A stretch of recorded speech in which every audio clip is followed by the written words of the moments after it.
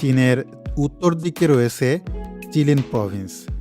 চিলিন প্রভিন্সে রয়েছে north Korea থেকে আসা কিছু উপজাতিদের বসবাস। আজ আমরা সেখানে একটি স্কুল ভিজিট করতে যাব।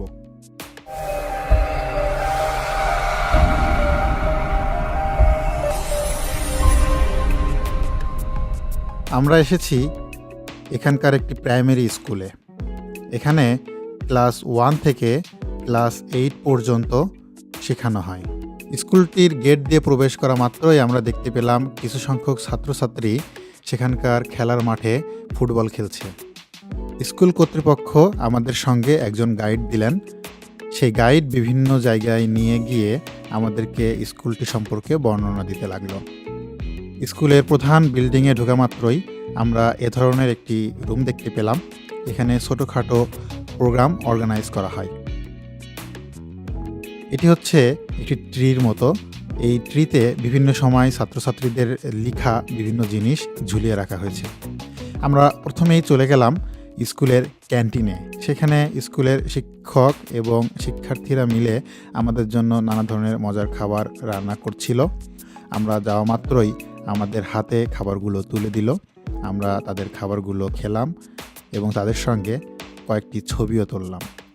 বোঝাই যাচ্ছে আমাদের আগমন উপলক্ষে স্কুল কর্তৃপক্ষ তাদেরকে আগে থেকে জানিয়ে রেখেছিল, এজন্য তারা খাবারের জন্য প্রস্তুতি নিয়ে রেখেছিল।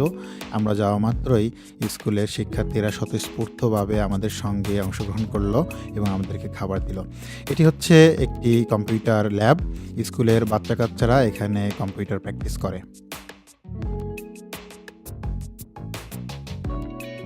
এটি হচ্ছে স্কুলের লাইব্রেরি। স্কুলের লাইব্রেরিটা অনেক সুন্দর, অনেক বইয়ের কালেকশন রয়েছে। এখানে রয়েছে ইংলিশ বই, চাইনিজ বই এবং কোরিয়ান ভাষার বই। বেশিরভাগ বই কোরিয়ান ভাষায় লেখা, কারণ এখানকার ভাষা কোরিয়ান। নর্থ কোরিয়ান ভাষা ব্যবহার করে স্কুলে পড়ানো হয় এবং শিক্ষার্থীরাও সেই নর্থ কোরিয়ান ভাষায় কথা বলে। এটি হচ্ছে স্কুলের একটি ডাইনিং। এখানে সকল প্রকার খাওয়া দাওয়ার কাজ সম্পন্ন হয়ে থাকে।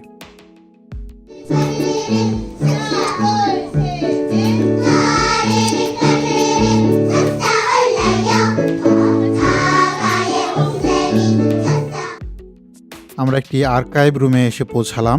এখানে শিক্ষার্থীদের আঁকা নানা ধরনের সুন্দর সুন্দর ছবি ওয়ালে টানানো ছিল। এর পাশাপাশি ছিল প্রতি বছরকার সেরা ছাত্রছাত্রীদের ছবি এবং তাদের লেখা কিছু কথা, যেগুলো আমার পক্ষে পড়া অসম্ভব ছিল, কারণ ভাষাগুলো ছিল কোরিয়ান ভাষায়। এখানে আরও কিছু ছবি আপনারা দেখতে পাচ্ছেন। শিক্ষার্থীরা বিভিন্ন সময়ে নানা ধরনের অ্যাক্টিভিটিসে অংশগ্রহণ করেছে, সে সকল ছবি। এখন আমরা বেতার যন্ত্রসঙ্গীতের একটি ক্লাসে এসে পৌঁছালাম। শিক্ষার্থীরা সেখানে যন্ত্রসঙ্গীত শিখছিল। এরপর আমরা এসে পৌঁছালাম একটি নাচের ক্লাসে। সেখানে ছোট্ট শিক্ষার্থীরা সুন্দর সুন্দর নৃত্য পরিবেশন করতে লাগলো। তাদের নৃত্যশিল্প অত্যন্ত চমৎকার, আপনারা দেখতে পাচ্ছেন তার কিছু অংশ।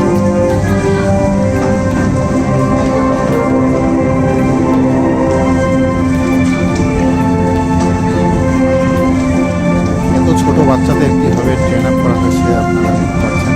তারা খুব ফ্লুয়েন্টলি চায়নার যে কোনো ন্যাশনাল টিমের মতোই পারফর্ম করতে পারে।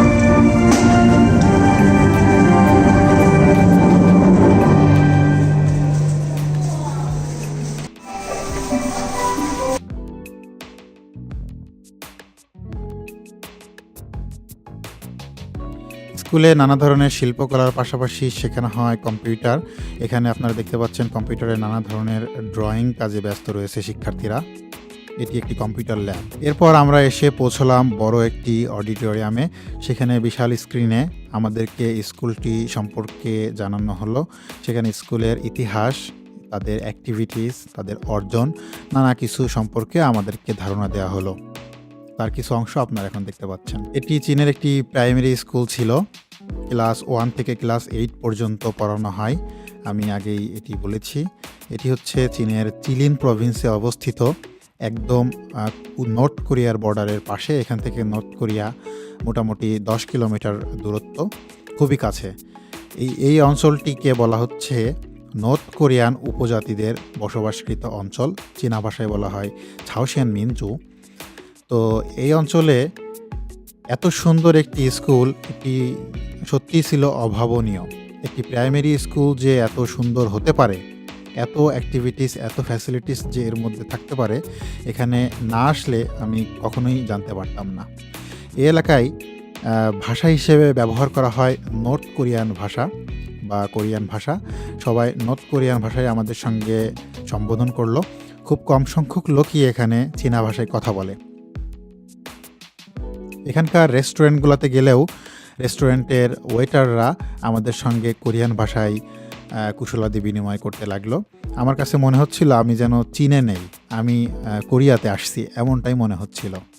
তো আশা করি আপনাদের কাছে ভিডিওটি ভালো লেগেছে। ভিডিওটি ভালো লেগে থাকলে অবশ্যই লাইক করবেন, কমেন্টে জানাবেন এবং পরবর্তী ভিডিওতে আপনাদের সঙ্গে আবারও দেখা হবে। সে কামনায় ভালো থাকবেন। আল্লাহ হাফেজ।